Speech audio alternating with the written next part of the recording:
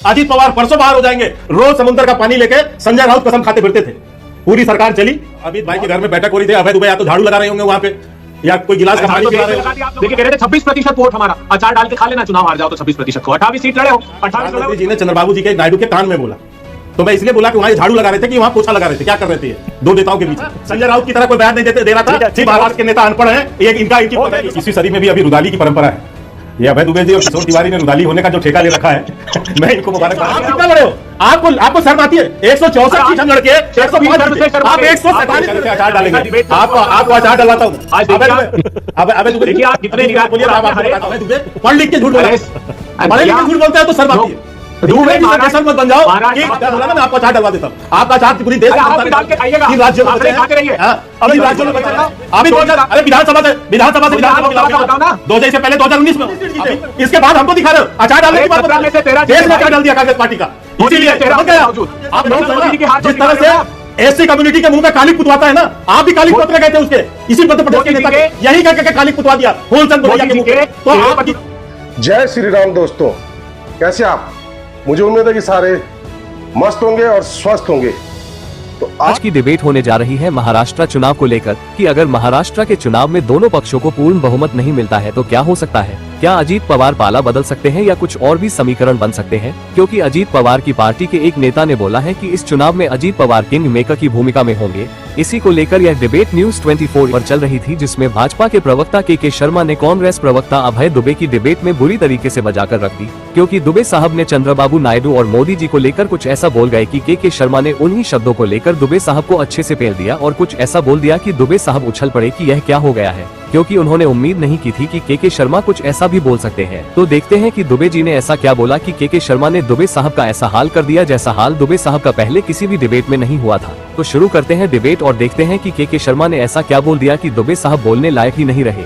Debate आखिरी तक देखना, क्योंकि आखिर में ही आप देखेंगे कि दुबे साहब के शर्मा के तीरों से कैसे छलनी हुए और दुबे साहब उफ तक भी नहीं कर सके, क्योंकि शब्दों के तीर बहुत गहराई तक घुसे थे। तो शुरू करते हैं इस मजेदार डिबेट को। चालू करो बे। शर्मा बोलिए, आपकी बारी है। के शर्मा, कांग्रेस की सोच मुसलमान से ऊपर नहीं जा सकती इस देश में, ये बात तो तय। ये मुसलमान मुसलमान मुसलमान यही करते रह जाए, और यह हरियाणा में भी यही किया था।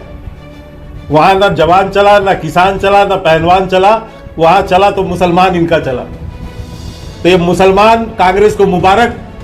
कांग्रेस खुद कह चुकी है कि मैं मुसलमानों की हम पार्टी है। ये राहुल गांधी का बयान, ये भी इनको मुबारक।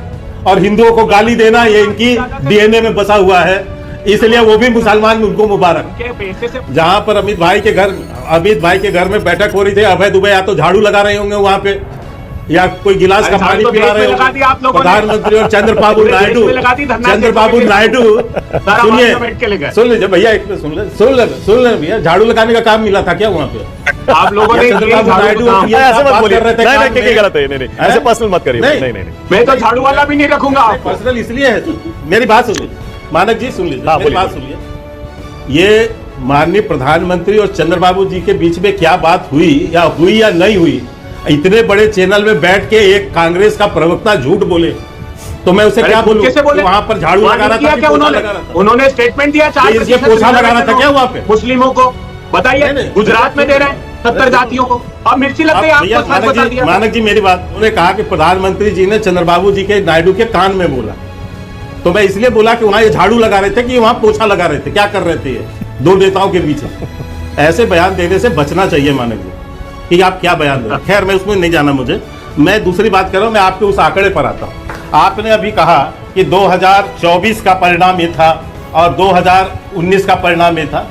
पहले तो ये थोड़ा सा कर लीजिए क्लियर कि आप लोकसभा से विधानसभा के चुनाव को मिलाते हैं क्या? यदि मिलाते हैं तो मैं उस हिसाब से बात बताता हूं आंकड़े, और यदि विधानसभा तो विधानसभा मिलाते हैं तो वैसे आंकड़े बताता हूं। इनको पहले सोचना चाहिए कि महाराष्ट्र के अंदर में भारतीय जनता पार्टी का वोट हमेशा से इंटैक्ट रहा है, चाहे शिवसेना हमारे साथ रही या न रही। हमारा intact vote Bharatiya Janata party का 27%, 26% बना रहा है। उस लेवल तक कोई पार्टी नहीं है वहां की, न कांग्रेस है, न शरद पवार की पार्टी है और न उद्धव की पार्टी है। तो इसलिए मैं आपको, जो भी विश्लेषक यहां बैठे हैं, मैं उनको इतना निवेदन कर दूं कि थोड़ा एनालिसिस के साथ यदि करेंगे तो अच्छा है, फोरकास्ट न करें हरियाणा की तरफ बैठ के। हरियाणा की तरफ बैठ के माहौल और परसेप्शन न बनाए और बाद में कहना पड़े कि रेसिडेंस एडिटरों से पूछा था, उन्होंने बताया कि साहब वो तो कांग्रेस जीत रही और बाद में बताया कि ऐसा हो गया। तो मेरा निवेदन इतना, थोड़ा इसके साथ यदि बात करेंगे तथ्यों और तर्कों के साथ में तो शायद अच्छा हो। अब रही बात आप जिसकी बयान की बात कर रहे हैं, तो मैं इतना ही कहूंगा कि 2 साल से एक बयान और जिस पर आपके तमाम लोग बैठ के आपके चैनल में बहस करते थे, आज सरकार गिर जाएगी, कल सरकार गिर जाएगी, अजीत पवार परसों बाहर हो जाएंगे, रोज समुद्र का पानी लेके संजय राउत कसम खाते फिरते थे। पूरी सरकार चली, बहुत अच्छे से चली और लोगों के कयासों पे ये दिल्ली में एयर कंडीशन कमरे में बैठ के फोरकास्ट करने वालों के मुंह पे ताला लग गया। और नवाब मलिक क्यों कह रहे हैं कि शर्मा ऐसी बात? कहना चाहता हूं, नहीं सुन लीजिए, ऐसे ही बयानों पर मैं कह रहा हूं सर, सुन लीजिए। ये जो बैठ के यहां पर जो फोरकास्ट करते हैं ना, इनसे मेरा निवेदन है, 2 साल से सरकार गिरा रहे थे ना, गिरी क्या सरकार? तो मैं इतना ही कहता हूं कि इस तरह के झूठे प्रोपोगंडा से बचिए। अरे नवाब मलिक का बयान है और झूठा प्रोपेगेंडा, नवाब मलिक को झूठा कह रहे हैं आप। हमारा गठबंधन जो है वो एनसीपी अजीत गुट से, और अजीत गुट के प्रमुख हैं अजीत पवार साहब। अजीत पवार साहब के बयान जो होते हैं उस बयान को हम मानते हैं। और दूसरी बात, गठबंधन के सारे चीजें उनके साथ तय होती हैं और बकायदा तीनों लोगों ने, मैं कहूंगा, बैठ के एक साथ सबने नेतृत्व की बात को भी माना है, चुनाव में साथ जाने की भी बात माना है, और कोई किसी की बाल नहीं नोच रहा था, संजय राउत की तरह कोई बयान नहीं दे रहा था कि महाराष्ट्र के नेता अनपढ़ हैं, ये इनकी कोई वैल्यू। अब देखिए अभय दुबे, आप खुद कहते हैं ना कि तोड़ फोड़ में, बगावत कराने में, पार्टियां तोड़ने में और दल बदल कराने में बीजेपी का कोई मुकाबला नहीं। आप खुद कहते हैं ये बात। अब अगर चुनाव के वक्त ये नौबत आई अभय दुबे, आप कैसे मुकाबला करेंगे, कैसे रोकेंगे आप उद्धव ठाकरे गुट को, शरद पवार जी को? महाराष्ट्र की जनता ने तय कर दिया है रोकना इनको, भारतीय जनता पार्टी को। अभी मेरे साथी प्रवक्ता कह रहे थे आज बड़े निराश हैं वो, क्योंकि मूर्ख, बकवास, झाड़ू पोता जैसे जब निराश होते तो ऐसे शब्दों को प्रयोग करते हैं। देखिए कह रहे थे 26% वोट हमारा, अचार डाल के खा लेना, चुनाव हार जाओ तो 26% को। 28 सीट लड़े हो, 28 लड़े हो तो 26 आएगा। हम 17 लड़े, शिवसेना 21 लड़ी, शरद पवार जी 10 लड़े। अरे भाई जितनी सीट कॉन्टेस्ट करोगे उसके हिसाब से प्रतिशत आएगा। तो जब इतनी ही सीटें हार जाओ तो अचार डाल लेना इन सीटों का। आज मुखौटा इनका उतर गया। महाराष्ट्र को सबसे बड़ा अगर छला और धोखा दिया किसी ने, मोदी जी के चेहरे के बावजूद इतनी बदतर स्थिति क्यों हो गई महाराष्ट्र में? आज तो कोई चेहरा भी नहीं है, ये कहने को तैयार नहीं। शिंदे जी से 10 सीटें छीनी बीजेपी, जो भी, मैं तो आज हेगड़े जी के साथ सिंपैथी हो गई मेरी। किशोर जी ने जो खुलासा किया है उससे सिंपैथी हो गई इनसे। इनके साथ कितना बड़ा आघात किया, देखिए तो सही। पहले मुझे टेंशन नहीं है। अच्छा अभय जी, मतलब मैं ये मान लूं कि आपने भी कोशिश शुरू कर दी है, नतीजे के बाद कुछ भी हो सकता है, आप भी शिंदे जी को अपने साथ ले जा सकते हैं और अजीत पवार को भी। देखिए व्यक्तिगत रूप से कृष्णा हेगड़े जी बड़े अच्छे प्रवक्ता हैं, बहुत अच्छे नेता हैं, लेकिन इस तरह से इनके साथ नहीं, कृष्णा जी की नहीं, मैं उनकी पार्टी की बात कर रहा हूं। क्या शिंदे गुट को आप अपने साथ, शिवसेना को अपने साथ लेने के बारे में सोच सकते हैं? नहीं, हम हमारे, देखिए हम तो मानते ही नहीं, हम तो कहते हैं कि शिवसेना एक ही है वहां पर।